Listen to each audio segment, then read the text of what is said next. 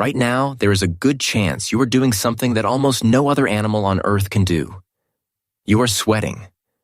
Maybe it is a thin sheen on your forehead. Maybe your back is damp against the chair.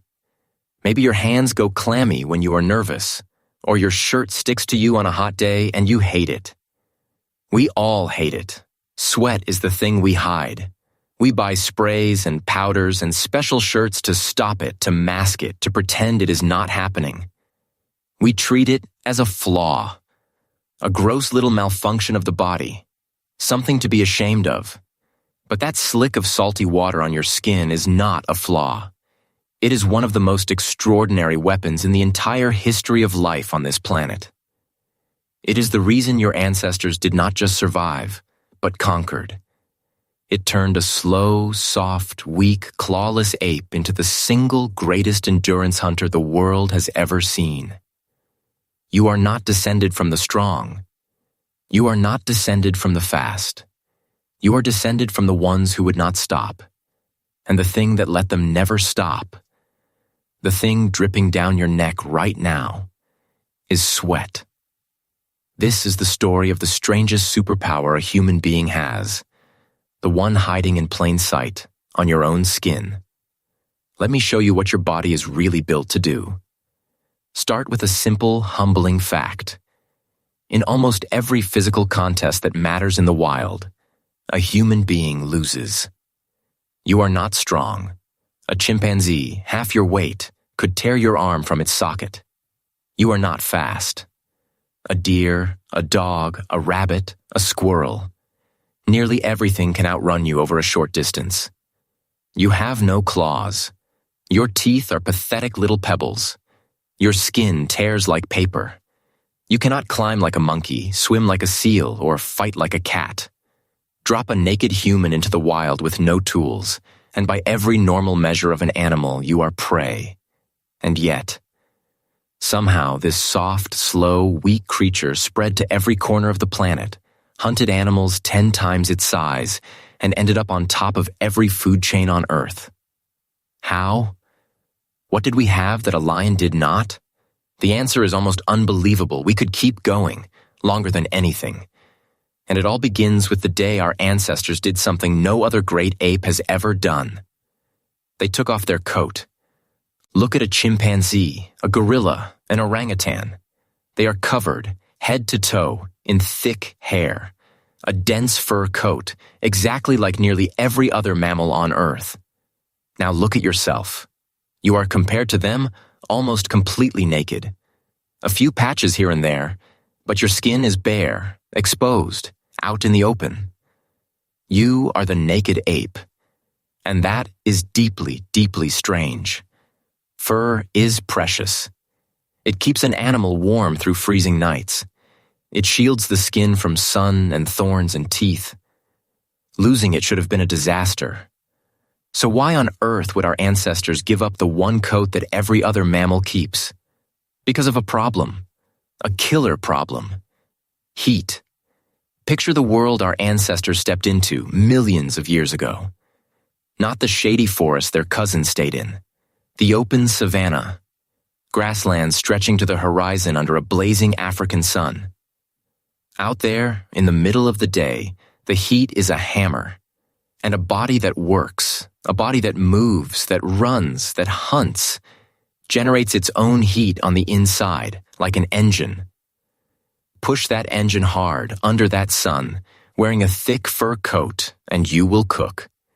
Your body will overheat, your brain will boil, and you will die.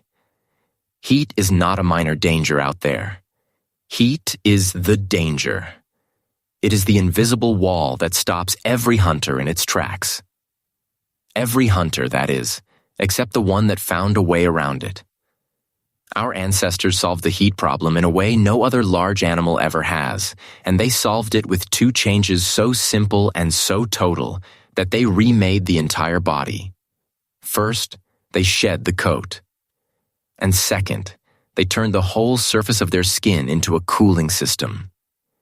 You have somewhere between 2 and 4 million sweat glands, spread across almost your entire body. That is a staggering number. Most animals have almost none of this kind of gland. When you get hot, those millions of tiny taps open and water seeps out across your bare skin. And here is the magic. As that water evaporates, it carries the heat away with it. Evaporation is one of the most powerful cooling tricks in all of physics, and your naked, sweating skin is a machine built to use it over the entire surface of your body, all at once. A furred animal cannot do this. If it sweated under all that hair, the water would just soak the fur and sit there, doing nothing. So other mammals are stuck with a far worse cooling system. They pant. A dog, a wolf, a lion, all of them dump heat by breathing hard, flapping hot air over a wet tongue. It works, a little. But it is slow, it is weak, and this is the key. It has a fatal flaw we will come back to very soon. So there it is, the naked ape, standing in the sun, glistening with sweat, while every furred animal around it hides in the shade, panting, waiting for evening. It looks like weakness, a hairless freak, leaking water. But it is the opposite. It is a creature that has broken the heat barrier, a creature that can move and keep moving in the exact conditions that force everything else to stop. And there is a second change, just as strange, that made it all work even better. Our ancestors stood up. Every other great ape walks on 4 limbs, knuckles to the ground. We rose onto 2 legs. And people argue endlessly about why, but for a body trying to survive the savanna sun, standing upright is a brilliant trick. Think about it.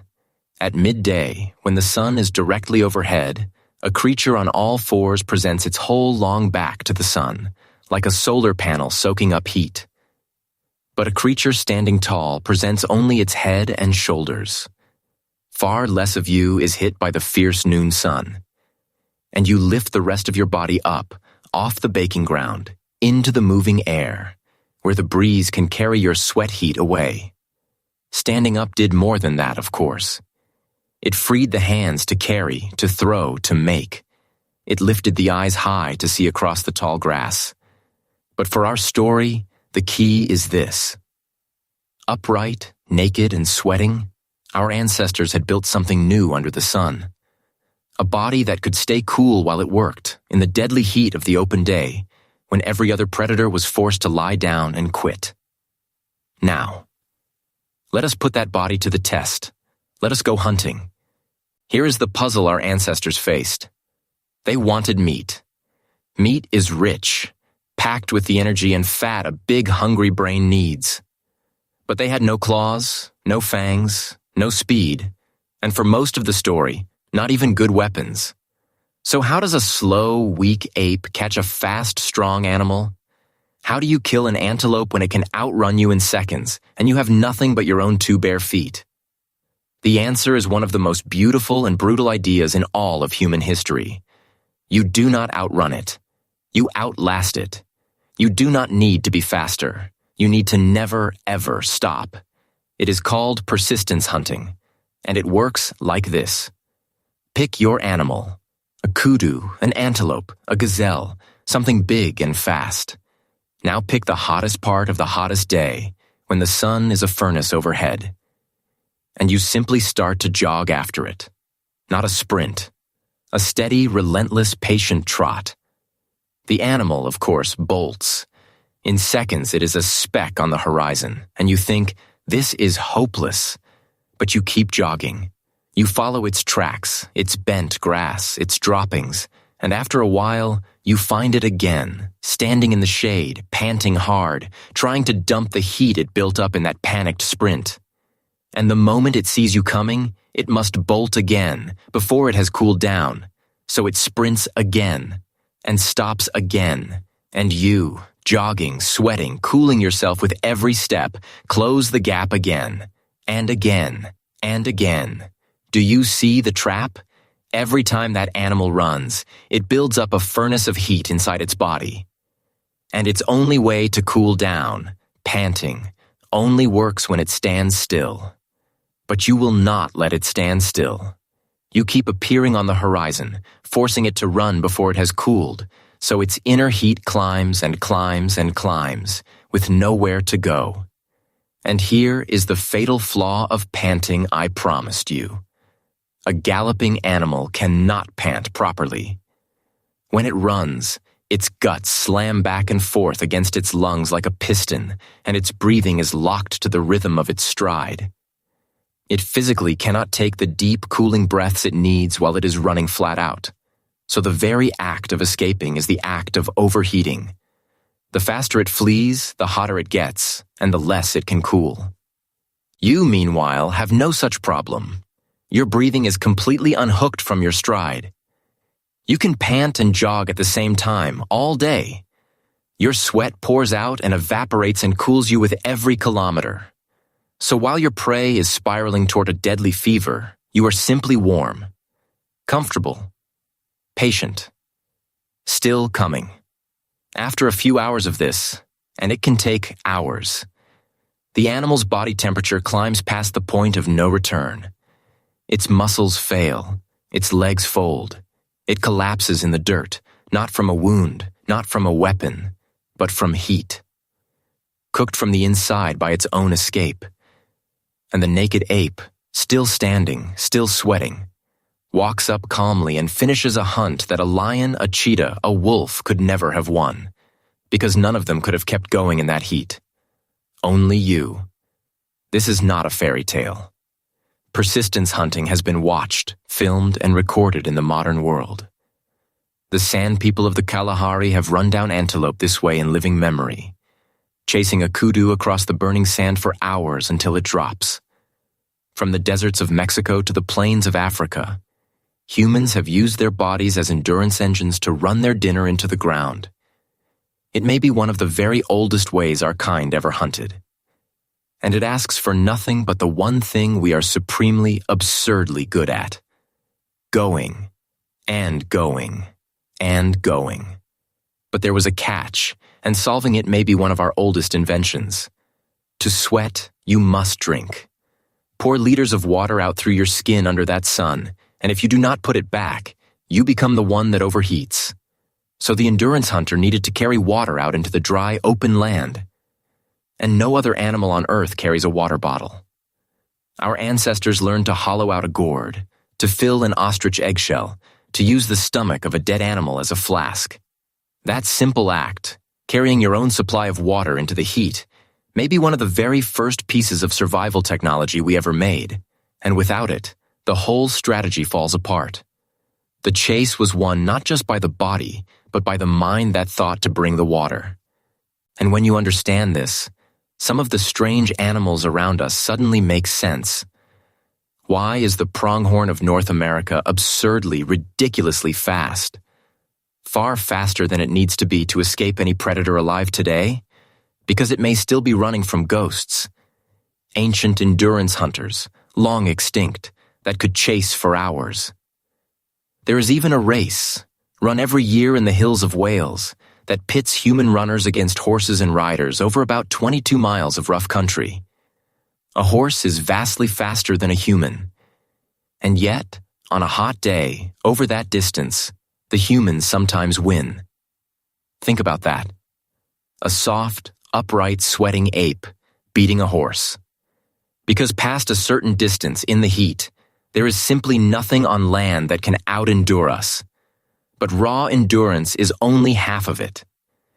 Because to chase an animal you cannot see, over hours, across miles, you need something else.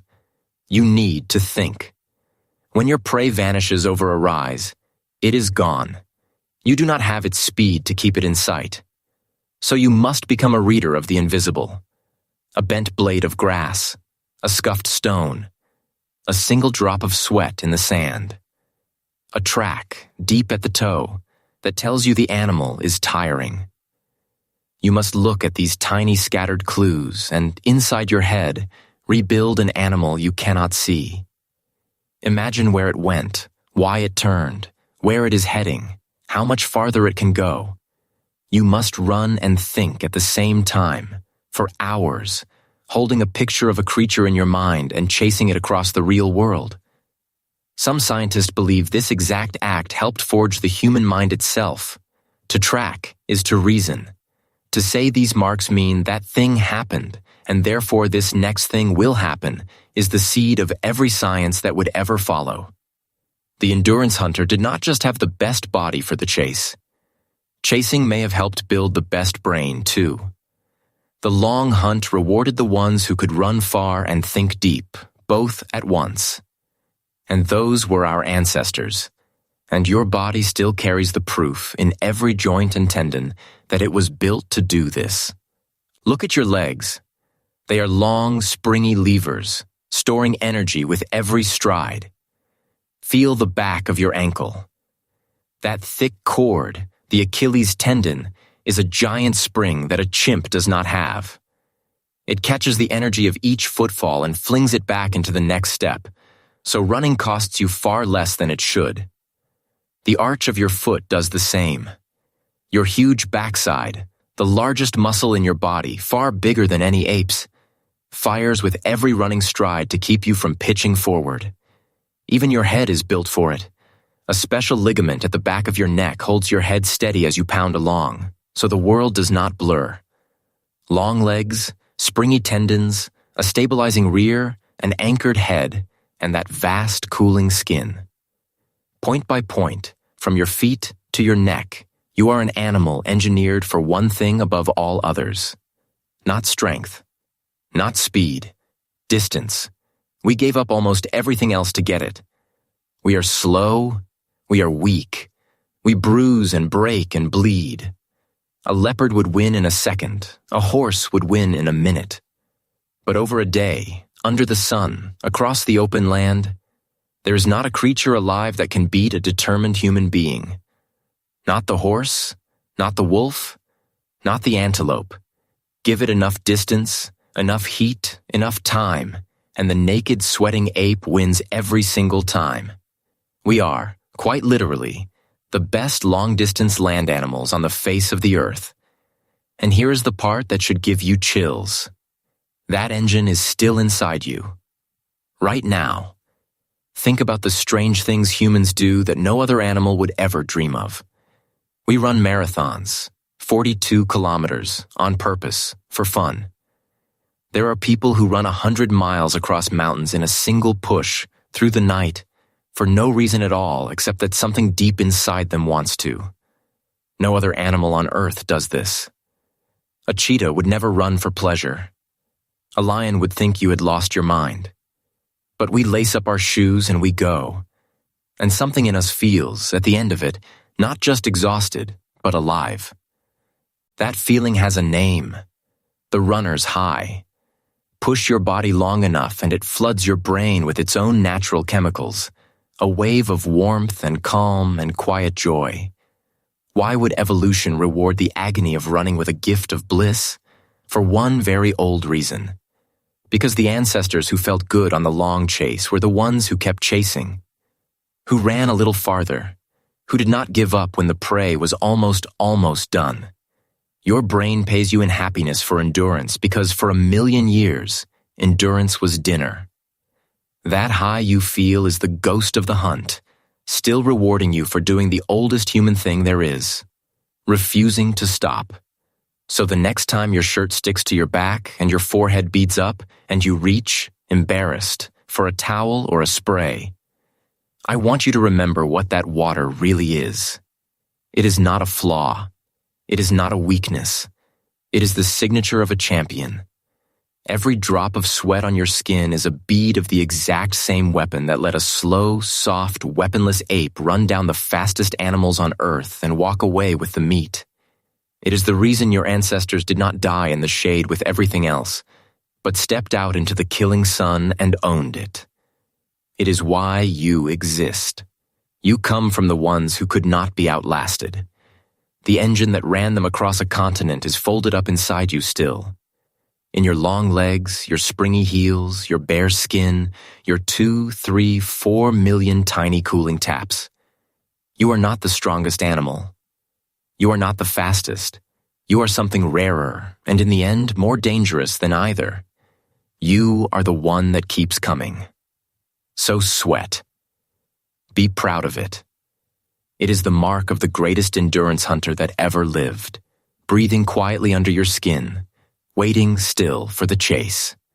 Thanks for watching. If your body has ever surprised you with what it could endure, that is 100,000 generations of relentless ancestors saying hello. Subscribe and stick around, and we will meet again to explore another strange, forgotten corner of what it means to be human.